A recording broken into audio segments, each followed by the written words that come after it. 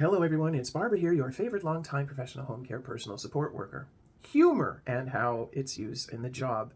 The first thing people say to me when I tell them I'm a personal support worker is, oh, thank you for the work you do. And the second thing is, oh, it can't be easy with all the illness and death and that you have to deal with.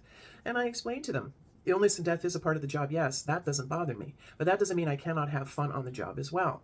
So humor is a tool I use. I'm a big fan of Hunter Patch Adams' techniques. If you have not seen the movie Patch Adams with Robin Williams playing the title role, I strongly suggest it. It's just so funny. I mean, liberties are taken, yes, but it's a good movie overall. But when one does that in this line of work, one must be aware of the people, the situation, the conditions.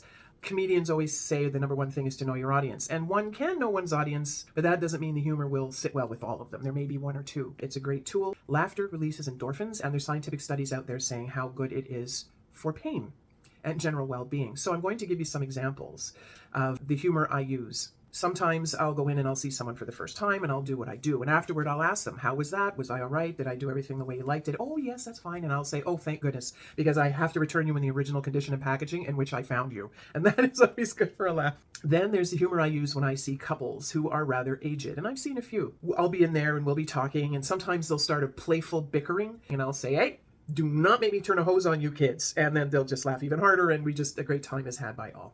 There have been once where it fell flat. I was in the one place and I was getting ready to leave and, we were all happy. Everything went well. And I said, okay, I'll see you kids tomorrow. And the one woman, oh, she called us kids. But the man, I'm not a child. Don't you call us that. And I'm so sorry. I didn't mean it that way. I won't do it again. As I said, you'll get one who it doesn't sit well with. And I didn't blame him. He just didn't like it. So I never did it again. That will happen. It's happened once in the 20 odd years I've been doing this. So I'm doing okay, I think. So yeah, don't be afraid to use humor in the job. It can be very beneficial. Here's a final example.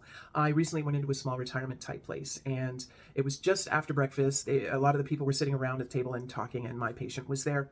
And she said, oh, you're here. And everyone's like, oh, we've heard about you. You're so, thank you, everyone.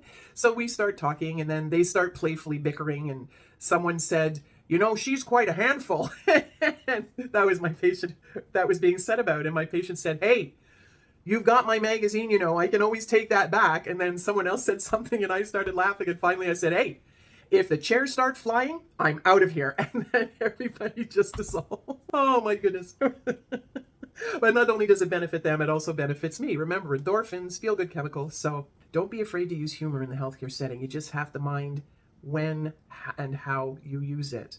And also remember that it may not always sit well with everyone. There may be the one who just does not take it well. So that is it for this. I want you all to stay healthy, stay safe, stay laughing, and I'll see you on the flip side.